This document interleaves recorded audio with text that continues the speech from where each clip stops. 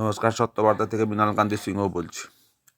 আমি বলছি যে আমাদের রাজ্য সরকার কোনো রকম কোনো বাইরের রাজ্যে কোনো পরিযায়ী শ্রমিকের কোনো রকমভাবে যদি হত্যা হয়ে যায় বা মারা যায়, তাই সরাসরি বাংলা বলার জন্য মেরে ফেলা হয়েছে, এটাই অপবাদ দেওয়া হয়।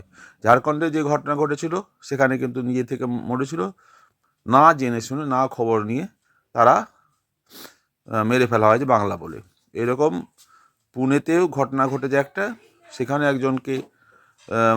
একজন মারা গেছেন, তো তাকেও বাংলা বলার জন্য মারা হয়েছে। কিন্তু সেখানকার পুলিশ জানাচ্ছে যে নেশা খেয়ে তারা নিজেদের মধ্যে মারামারি করে মার্ডার হয়েছে। এই ধরনের কথাবার্তা এখানকার সঙ্গে সঙ্গে এসব ঘটনা একটা ঘটলেই, বিশেষ করে যদি বিজেপি রাজ্যে থাকে তাহলে তো চরম ব্যাপার। আর যদি কেরালা থাকে, তামিলনাড়ু থাকে, বা তেলেঙ্গানা থাকে, বা ঝাড়খণ্ড থাকে, যেসব রাজ্যে বিজেপি নেই, পাঞ্জাব, এসব রাজ্যে ঘটনা হলে তারা কিন্তু সেরকম বিশেষ প্রতিবাদ করে না, সেটাকে তারা চুপচাপ করে কাটিয়ে দেওয়ার চেষ্টা করে। কিন্তু বিজেপি স্টেটে যদি ঘটনা ঘটে যায়, তো এটাকে নিয়ে খুব তোলপাড় করে, সাংবাদিক সম্মেলন, নানা রকম ব্যাপার, টুইট করা। কিন্তু তারা কিন্তু এটা খোঁজ নেয় না, প্রথমে কোনো সরকারের কোনো লোককে পাঠিয়ে দিয়ে সেই সরকারের সঙ্গে আলোচনা করে সেখানে ইনভেস্টিগেশন করে আসল তথ্যটা জেনে তারপরে এটা প্রচার করা উচিত।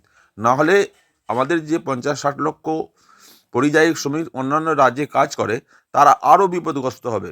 এইসব কথা শুনে শুনে অন্যান্য রাজ্যেরও পাবলিকের মনে একটা আঘাতের সৃষ্টি হবে যে আমরা এইসব না করেও শুনতে হচ্ছে, তখন এই ধরনের আরও ক্রাইম বাড়তে পারে। কিন্তু আমাদের রাজ্যের সরকার কোনো তথ্য, কোনো খোঁজ কাজ না নিয়েই সরাসরি তারা বাংলা বলে বলে মেরে ফেলা হয়েছে। সেরকম তো আমাদের এখানেও শামশেরগঞ্জের দুজনকে বাংলাই তো, ওরাও তো বাংলাই বলতো, তা তাদেরকে মেরে ফেললো, আপনারা কী করলেন তার জন্য? বলবেন আইনি হলো। আরে মানুষকে তো মেরে ফেলা হলো, তো এটার কি কোনো চাকরি তো দিলেন না। তো এই ধরনের ঘটনা আর এই ধরনের সমালোচনা বিপদে আরও এদেরকে ফেলবে। আপনারা কি ভাবছেন? আপনারা যদি আমার মতামতের মধ্যে মিল আপনাদের থাকে, তাহলে লাইক, শেয়ার, সাবস্ক্রাইব অবশ্যই করবেন। আর আপনারা সকলে ভালো থাকবেন, সুস্থ থাকবেন। নমস্কার।